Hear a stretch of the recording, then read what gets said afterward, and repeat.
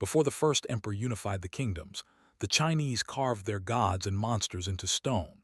They believed dragons held the heavens themselves, and of all the creatures ever sculpted in marble and jade, one dragon was so fearsome that emperors kept it hidden in the imperial palace for 1,000 years. Tonight, we walk the halls of ancient China's greatest sculptures. Every god, every emperor, every celestial beast, carved in jade, in marble, in stone. Stay until the very end. The mythology of ancient China stretches back 5,000 years. Long before Greek temples rose on distant shores, Chinese artisans were carving the celestial hierarchy into stone. The pantheon was vast: sky gods and earth spirits, immortals who had transcended death itself, and creatures that defied categorization. This is not a single museum, but the accumulated vision of an entire civilization. These sculptures still stand today in temples, tombs, and hidden vaults. Walk with us now through the greatest celestial court ever rendered in stone. At the apex of the Chinese pantheon stands Pangu, the primordial god who carved the universe from chaos itself. In the sculptures, he appears ancient and weary, as though the act of creation had exhausted him beyond measure. His body, according to legend, became the earth. His breath became the wind. His voice the thunder. Yet few sculptures remain of Pangu, for the Chinese believed he had already done his work and retreated beyond the stars. What remained were his children, his successors, the gods who ruled the world he had made. From Pangu's cosmic order emerged the Eight Immortals, a pantheon within the pantheon. They were not born divine but transcended mortality through virtue, sacrifice, and devotion. Each carried symbolic objects: a fan, a sword, a flute, a basket. The sculptures of the immortals were wildly popular in temples and homes. Families would commission marble versions to watch over their households. The craftsmen understood something crucial: the immortals were not distant gods but aspirational. They had been human once. They could be reached. They could help. This made them beloved in a way more remote deities never were. Dongbin, the swordsman immortal, appears in countless sculptures as a scholar warrior with a long blade across his back. He represents the union of wisdom and martial prowess. The irony inscribed in marble is profound. Dongbin could defeat any enemy in physical combat, yet his greatest strength was knowing when not to fight. The sculptures show him with an almost amused expression, as if he understood a cosmic joke that mere mortals would never grasp. Artists across 3 dynasties captured this knowing smile, each interpreting the immortal's quiet confidence differently. Xiangu, the only female immortal, holds a lotus blossom in marble and jade sculptures throughout China. The lotus symbolized purity rising from mud, her own spiritual journey from human woman to transcendent goddess. Unlike Western art, which often depicted women as passive or ornamental, Chinese sculptors gave Xiangu an active, purposeful presence. She stands upright. She holds her symbol with strength, not decoration.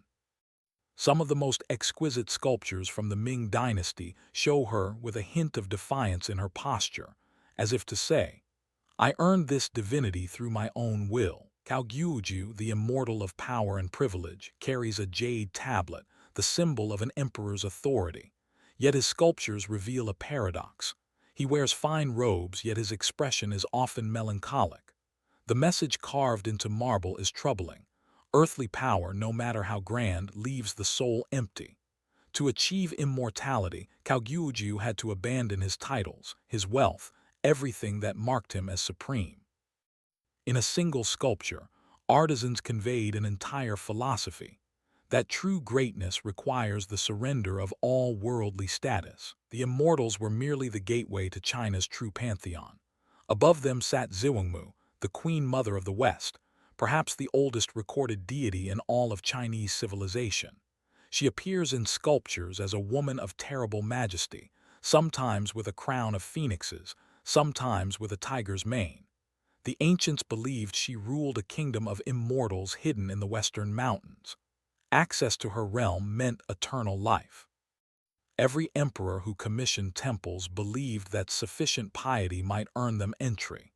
But she granted immortality only to the worthy, and her standards were unforgiving. She was not kind. The sculptures make this clear through their composition. Xiwangmu's eyes stare directly forward, unblinking, judgmental, impossible to appease. She holds court over a realm where time moves differently. A year in her kingdom equals centuries below. Warriors who sought her favor aged 1,000 years in a single night. The marble captures something essential about her. She is not a god who loves her worshippers. She is a god who tests them, breaks them, and only then, perhaps, grants them grace. Emperors trembled before her image. Every pantheon requires a chaos bringer, a trickster who reminds gods and mortals alike that order is fragile. In China, that role belonged to the Monkey King, Sun Wukong, the most mischievous, powerful, and beloved character in all of Chinese mythology. Sculptures of Sun Wukong overflow temple courtyards. He is always grinning, always holding a staff, always captured in mid-leap. The artisans who carved him understood something crucial. You could not carve Sun Wukong standing still. His essence was motion, chaos, refusal to accept limitation. Even in stone, he demanded to be seen as barely contained explosive energy. Sun Wukong was born from a stone egg at the beginning of time. He possessed superhuman strength and could transform into 72 different forms. The Buddha himself could barely contain his chaos. In sculptures, artists faced a challenge. How do you depict infinite potential in static stone? The answer was genius. They carved him with one foot planted firmly, one moment captured, while his entire body language suggested he was about to leap into the sky and destroy heaven itself. The grin on his face says, "Try to stop me. Good luck." The Jade Emperor governed the celestial bureaucracy itself, a vast administrative hierarchy that mirrored the imperial court below. In sculptures, he appears seated, always on a throne, always draped in the finest robes. Yet something curious marks every sculpture. He looks exhausted. The Jade Emperor was responsible for maintaining cosmic order, which meant dealing with every complaint, every petition, every crisis in heaven and earth simultaneously. The marble captures his burden perfectly. He is powerful beyond measure, yet trapped by duty. Even a god cannot escape the weight of responsibility. Beneath the Jade Emperor existed countless lesser deities, gods of rain, gods of harvest, gods of specific mountains, gods of particular villages. Chinese sculptors understood that divinity was distributed throughout nature itself. Every location had its patron god. Every natural force had its divine custodian. This meant that sculptures were not concentrated in a single temple but scattered across an entire landscape. A farmer's house might hold a small jade figure of the harvest god. A fisherman's boat would carry a sculpture of the river deity. The sacred was everywhere, available, intimate. A god could be consulted simply by looking up. Guandi, the god of war, appears in sculptures as a towering figure with a frightening expression and a massive halberd. Yet he was not merely a god of violence. He represented righteous war, justice, honor, integrity. Soldiers and generals would pray before his image before battle. The sculptures show him with a long beard and piercing eyes that seem to judge your worthiness. If you fought for true reasons, to defend, to protect, to enforce justice, Guandi would grant you victory. But if you sought conquest purely for greed, his marble gaze promised only defeat and shame. Guanyin, the goddess of mercy, appears in sculptures as serene and infinitely compassionate. She holds a vase of elixir, or she cradles a child, or she simply stands with her hands open in a gesture of absolute acceptance. Her face shows no judgment, no anger, only infinite patience. The contrast with Guandi is intentional. While he represented justice and judgment, she represented mercy and forgiveness. Together they embodied a profound truth, that the universe required both stern consequences and infinite compassion. Too much judgment creates cruelty. Too much mercy enables cruelty. Balance is everything. The dragon in Chinese sculpture occupies a category unlike any other. It is not a monster to be slain. It is not a demon to be feared. It is the supreme symbol of imperial power, celestial authority, and cosmic balance itself. The finest sculptors in China dedicated entire lives to carving dragons. Each scale required precision. Each whisker needed life. The eyes had to contain intelligence, wisdom, and barely contained fury. A perfectly carved dragon head could intimidate an entire room. Looking at ancient dragon sculptures, you understand why emperors claimed to be the human embodiment of the dragon's power. The Imperial Dragon represented yang, masculine power, dominance, celestial authority. But there was a complementary force, the Phoenix, representing yin, feminine power, cyclical renewal, transformation. In sculptures, the dragon and phoenix are often paired, sometimes intertwined. Together, they form the cosmic balance. The dragon cannot exist without the phoenix. Authority requires transformation. Dominance requires renewal.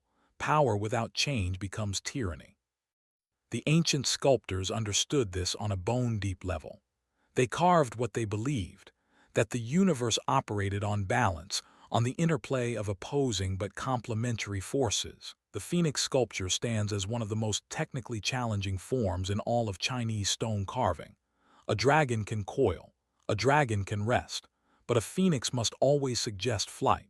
Sculptors had to create the illusion of a creature that is perpetually rising, perpetually being reborn. The wings had to flow like flames. The tail feathers had to suggest movement through empty air. And yet the creature had to balance, stand, exist in physical space. The greatest phoenix sculptures achieved something miraculous. They convinced you that stone itself was rising, that marble had learned to defy gravity. Celestial beings required celestial companions. Dragons had dragon riders. Immortals had attendants. Gods had entire courts. The sculptors understood that divinity was not solitary. It existed in relationship, in hierarchy, and interconnection. Small servant figures appear at the feet of great deities. Attendants flank major gods. This was not decoration. It was cosmic philosophy rendered in marble. Nothing existed alone. Everything was part of a vast web of relationships and dependencies.